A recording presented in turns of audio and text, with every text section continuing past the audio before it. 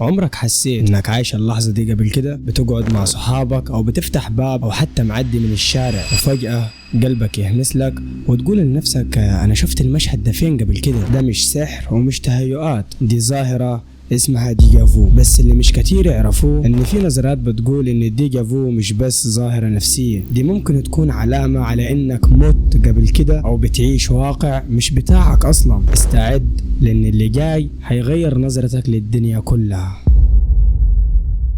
بس قبل ما نبدأ الفيديو هات كوباية الشاي بتاعتك واقعد في ركن هادي وطفي الانوار والبس السماعة وركز معايا كويس ومن غير رغي كتير.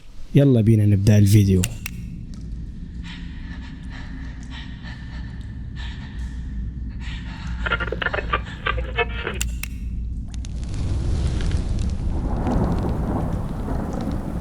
كلمة ديجافو جاية من الفرنسي ومعناها شفت ده قبل كده، والعلماء بيقولوا انها لحظة دماغك بتحس فيها انك اختبرت الموقف ده قبل كده، رغم انه بيحصل لأول مرة فعلا. بس الغريب ان الديجافو دايما بيجي فجأة ويختفي فجأة وملهوش مقدمات ولا ليه تفسير ثابت. في ناس بتفتكر ان دماغك بتتلخبط وبتخزن المعلومة مرتين، بس في علماء تانيين بيقولوا لا، الموضوع اكبر من كده، وده اللي هنغوص فيه دلوقتي. في نظرية مرعبة بتقول ان كل مرة انت بتحس بالديجافو فدي لحظة من حياة قديمة انت عشتها فعلا، بس المرة دي انت رجعت تعيشها تاني بعد ما موت. يعني ممكن تكون تعرضت لحادث او موت بس وعيك اتنقل لعالم تاني، نفس حياتك ونفس الاشخاص ونفس الاماكن، بس هي حاجة بسيطة بس اللي اتغيرت. والمخ لما بيشوف المشهد اللي حصل بالفعل في حياتك القديمة بيقول لك انا شفت ده قبل كده. تخيل بقى انك بتعيش في لوب لا نهائي وكل مرة تموت تبدأ من جديد في عالم تاني بترسبن، بس كل مرة في لمحة من القديم. العلماء اللي بيؤمنوا بالأكوان المتوازية بيقولوا في نسخ تانية منك في أكوان تانية، وكل نسخة بتاخد قرارات مختلفة. يعني نسخة منك دخلت كلية تانية، ونسخة تانية سافرت بلد تاني، ونسخة تانية ماتت. الديجافو بيحصل لما الوعي بتاعك يتداخل لحظة مع وعي نسخة تانية منك، يعني لحظة حصلت في كون تاني وانت حسيت بيها هنا دلوقتي. يعني المشهد اللي حسيت انك شفته قبل كده هو ما حصلش هنا، هو حصل في عالم تاني، بس عقلك اخترق الحاجز وشاف اللي حصل هناك.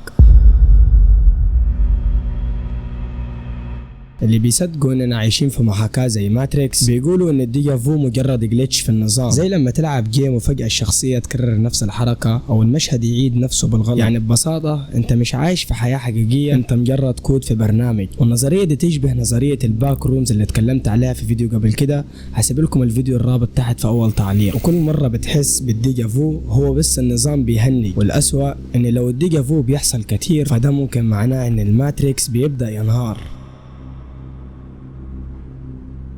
في ناس كتيرة حكوا تجارب مرعبة مع الديجافو. واحد بيقول انه دخل اوضة اول مرة بس قدر يوصف اللي فيها قبل ما يشوفها، وواحدة تانية حكت انها شافت حادث في حلمها وبعدها بشهر الحادث حصل بنفس التفاصيل،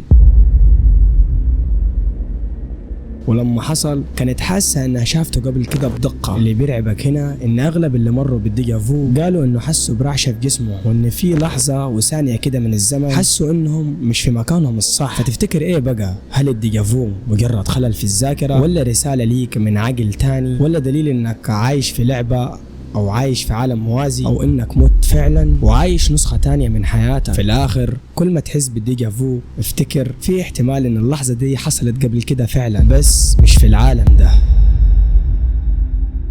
اكتب لي في الكومنتات تحت امتى اخر مرة حسيت بالديجافو، وهل فعلا حسيت انها لحظة حقيقية؟ لو الفيديو عجبك ما تنساش اللايك والاشتراك عشان اللي جاي مرعب اكتر.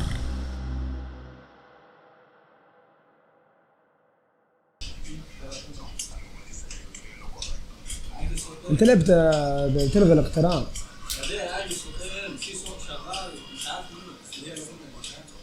اقفله تاني بس ما تفتحهاش تقفلها تاني. يا اسطى ليه بتفصل السماعه؟ ما تفتحش باب البوكس.